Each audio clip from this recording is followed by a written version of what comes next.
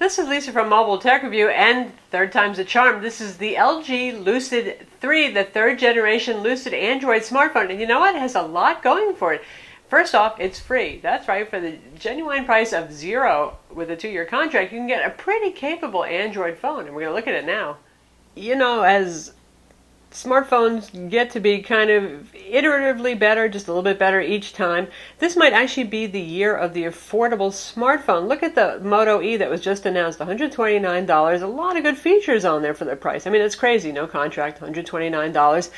It doesn't have LTE 4G though. Guess what? Here, the LG Lucid 3 on Verizon Wireless, so yes, it's non-locked. You can't use it on any carrier. This is for Verizon. It does have LTE 4G, and it is free on contract, 2 years. If you're anti-commitment, they have the Verizon Edge thing going on. That's about $12.50 a month for this, or $2.99 outright. You don't want any kind of contract. Say you busted your last phone, or you're not up for renewal, whatever. That's about half the price of a flagship phone, let's say like the Samsung Galaxy S5 or the HTC One M8. Obviously, this is not going to have all the bells and whistles of those phones, but you know what? It's pretty darn good for the price. I was really pleasantly surprised. On paper, you're not going to be too excited by the display. 4.7 inches, that's nice. It's not quite 5 inches. It's not getting like too big for your pocket, big for those of you who don't like big phones, but it's big enough to enjoy a movie, look at photos, view a website without having to zoom a whole lot. But it's QHD resolution, which seems a little old-fashioned, but hey, it is free. And that's 960 by 540 pixels. No full HD here. That said, this has pretty good viewing angles on it, and if you go all the way to the side, it starts to fade out a bit, but for the angles that most of us would hold it to use, you can see it just fine. Nice colors on here, nice and sharp display. I don't say, my God, that looks so pixelated and nasty, I would never want to read on that. It's not a bad display, especially for the price. 1.2 gigahertz quad-core CPU in here, and it's not some no-name CPU, it's actually a Qualcomm Snapdragon. It's the Snapdragon 400 with Adreno 305 graphics, so not going to win any races against the flagships in terms of speed, but then again, God knows that the flagships have more power than, say, a 4-year-old laptop computer does. Plenty of horsepower in here to run the web browser, to play some games. We have Dead Trigger. We're going to test that out here. You know, if you're going to play the most demanding games like Real Racing 3, you might see some occasional frame drops. It can still actually handle it just fine, so that's adequate. 1 gig of RAM inside. Now, here's what hurts. Internal storage. 8 gigs of storage, but our phone tells us you only got about 3 gigs available for use, and that's after just downloading Dead Trigger, which is not huge, and some benchmark software, that kind of thing. So thank goodness we have a SD card slot. In fact, we have a removable back on here too, which is always refreshing. But first, speaking of the back, it's LG. It's shiny plastic. They like that. See, there's a little pattern on there. You can see it when it reflects the lights. It loves fingerprints. It gets disgusting really quick, so you probably want to take the back off and actually give it a little wipe down wash or something like that once in a while. Usual Verizon branding, and there's our speaker hole right over there. So the back does come off, like so. 2440 milliamp battery. That's a nice beefy capacity battery there. There's the SIM card slot that Verizon uses for LTE authentication, and up top of it stacked is the micro SD card slot. So you can expand storage. You can put all of your multimedia files on there, documents, music, that sort of stuff, but applications have to go on internal storage. So for you heavy-duty gamers that want to download those 1.5 gig games, yeah, this wouldn't be the phone for you. You do need something a little bit higher-end, flagshipy, with more storage. The phone has NFC, Bluetooth 4.0 LE, and dual-band Wi-Fi 802.11n. Not too bad there in terms of wireless capabilities. Again, this is an LTE phone. This is not a global-ready phone. That means it doesn't also have a GSM radio. It just works on Verizon's CDMA network. So you get EVDO, Rev 3G, LTE, and of course, voice on the phone. You can see we got our headphone jack up here, our volume controls, a little bit of kind of taper here to make it look styling. They actually, it's a taper on the metal accent. It's not actually tapering so much the phone. On this side here, we have our power button. And there's our micro USB at the bottom for charging and for data transfer. Charger, of course, in the box. Microphone hole down here. 5 megapixel camera with an LED flash on the back. Nothing to write home about in terms of resolution, but it has a lot of features. It can actually shoot 1080p video. It has HDR. You can take photos while also capturing video. So a lot of high-end features there.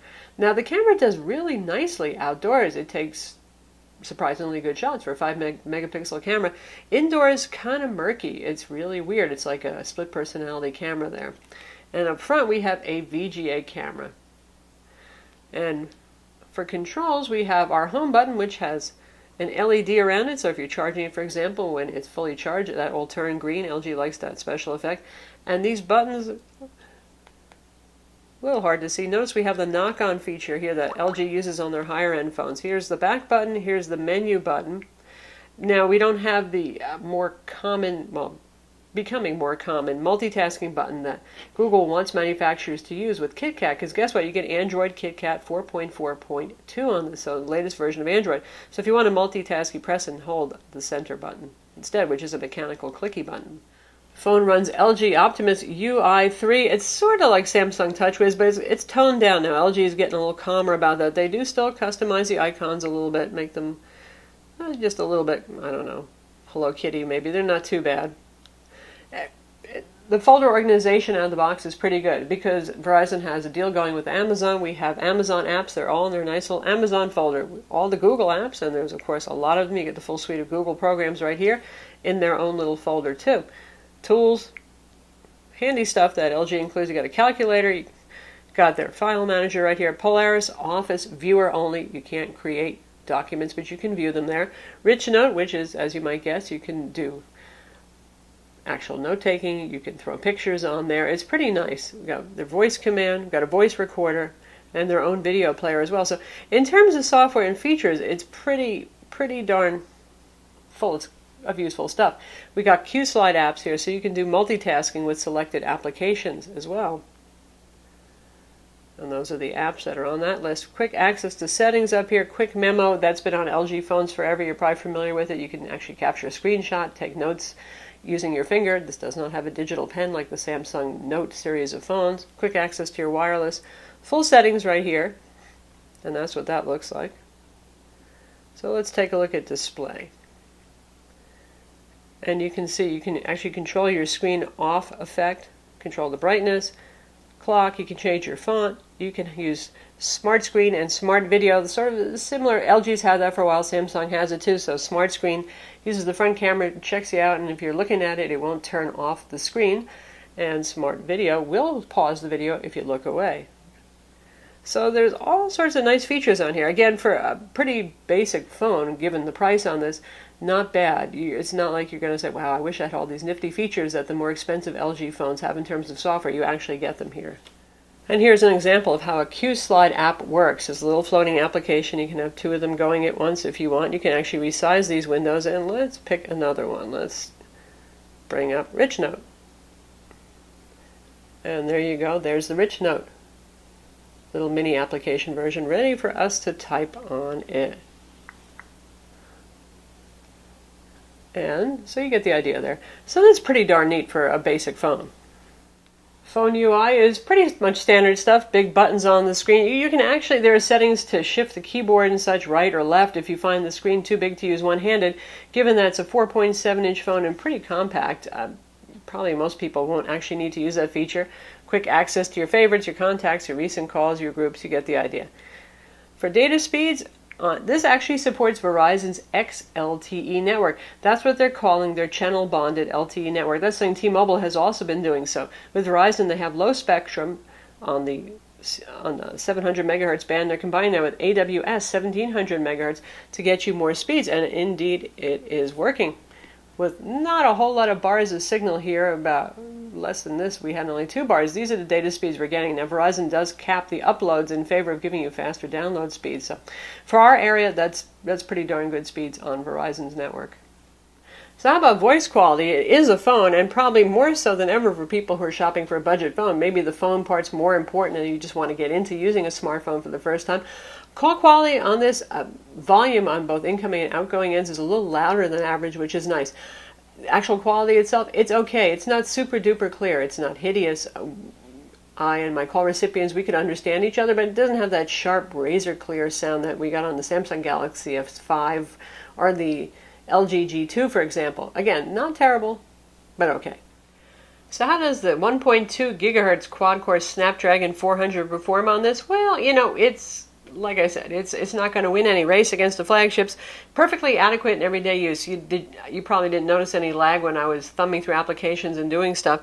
In terms of benchmarks, generally you'll see about half the numbers you will on the flagships, but at least as fast as last year's flagship phone, so it's not that bad. Quadrant 8,914 on Tutu 17204. 3D Mark Ice Storm Unlimited 4,882. That's about a third of the flagships, because the Adreno 305 graphics just is not nearly as fast as the latest Adreno graphics used with the higher end Snapdragon CPUs like the Snapdragon 800, 801. Sun Spider JavaScript Test. This is where lower numbers are better, and this is using Chrome, because only the Chrome web browser is on here, not the old WebKit internet web browser. A totally abysmal 2363. Usually 1,000 is not bad, 1,200, and the best phones do about 600. That means how many milliseconds it takes to run through processing JavaScript tests. So didn't do real well there. That doesn't mean that using the web browser is an absolute painful experience. It actually felt just fine, but keep that in mind. That was just not the most impressive showing we've seen. And speaking of the Chrome web browser, we'll try it out now. Of course, you can download Firefox, Boat browser, anything you want as well. So this is what the keyboard looks like. This is LG's keyboard. And in landscape mode, it's not bad, but they leave a lot of space between the virtual keys, and I have to say, they make the phone feel small to me. When I was using it, I was thinking, this is a 4.7-inch screen. I feel like I'm typing on a 4.3-inch screen. Otherwise, I like it. The fact that you got all the punctuation, you got quick press and hold access to numbers, that sort of thing, but a little bit cramped. Anyway, we'll visit our website, Mobile Tech Review.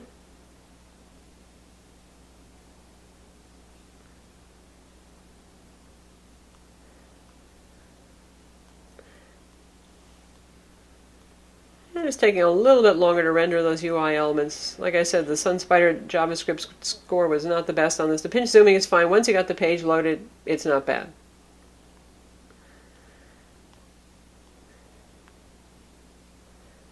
So we'll check out our video review of the Samsung Galaxy S5 so you can hear what the speaker's like.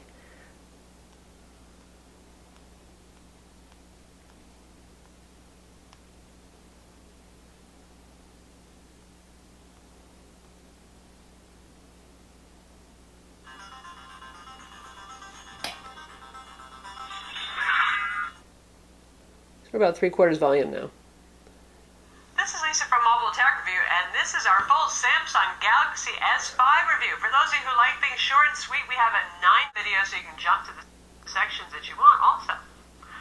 Samsung Galaxy S5 is obviously Samsung's latest flagship smartphone for 2014 in the normal size range. Obviously, it's not the Note. It's not the tablet. It's got a little lip sync issue going on right now. We are actually using Wi-Fi as well, so it's not the network speed. And it competes with the HTC One M8, the iPhone 5S, the Nokia Lumia Icon, and all sorts of other flagships. Now it's caught up. No doubt the advertisements interrupting it causes some problems. So the speaker, once you get up to about 3/4 volume, is reasonably loud. It's pretty quiet if you have it at about 1/3 to 1/2 volume. Not too bad, but let's test out a little gaming.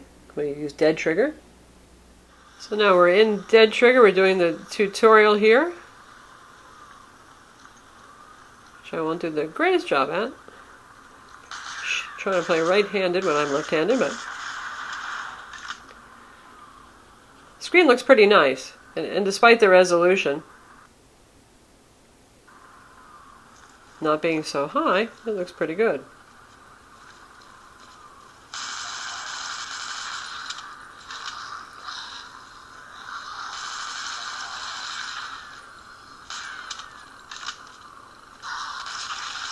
We're not getting any of those fancy water effects that we would on a higher end graphics processor.